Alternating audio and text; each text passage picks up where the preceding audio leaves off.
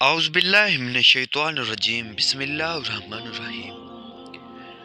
دنیا کو اس وقت دو حصوں میں تقسیم کیا جا سکتا ہے۔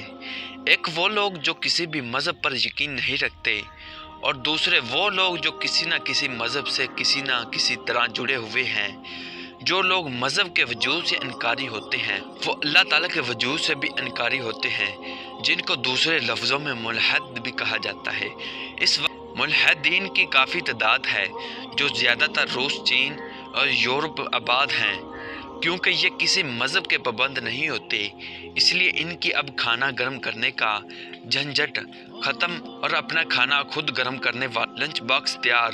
قیمت کتنی ہے نجی زندگی بھی کسی حدود و قیوم کی پابند نہیں ہوتی۔ خاص طور پر ان کے جنسی تعلق میں یہ کسی بھی قسم کی پابندی کے قائل نہیں ہوتے۔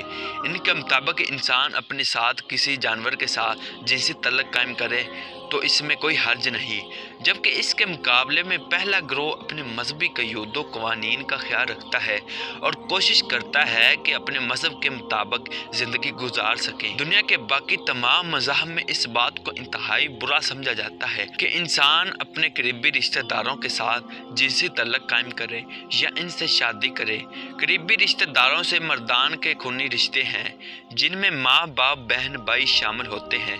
اسلام میں تو اس کی بے حد سختی سے ممانعت ہے، لیکن کیا آپ جانتے ہیں دنیا میں اس وقت ایک ایسا مذہب بھی پایا جاتا ہے جو کہ بھائی اور بہن میں نکاح کو ٹھیک سمجھا جاتا ہے؟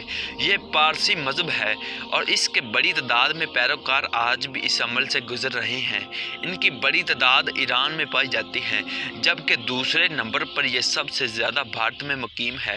لیکن اب رپورٹ سامنے آ رہی ہے کہ ان کی تعداد میں تیزی سے کمی ہوتی جا رہی ہے کہ ان کا آبائی علاقہ ایران ہے، جہاں ان کی حکومت کئی صدیوں سے تھی۔ جسمانی طہارت اور کھلی فضا میں رہائش پارسیوں کے مذہبی فرائض میں داخل ہے۔ پاکیزگی کی مقدس علامت کے طور ان کے معابد اور مکانات میں ہر وقت آگ روشن رہتی ہے، خواہ وہ چراغ ہی ہو۔ ہندوستان سناتن دھرم اور یہودیوں کی طرح پارسی مذہب بھی غیر تبلیغی ہیں۔ یہ لوگ نہ دوسرے مذاہب کے لوگوں کو اپنے مذہب میں داخل کرتے ہیں اور نہ ان کے ہاں شادی کرتے ہیں۔ ان کڑی پابندیوں کے باعث ابھی تک دوسرے طاقتور مذاہب اسلام، ہندو مت، مسیح کے ثقافتی اثرات سے محفوظ ہیں۔ حصول علم ان کا جزو ایمان ہے۔ ہر پارسی معبد میں ایک سکول ہوتا ہے۔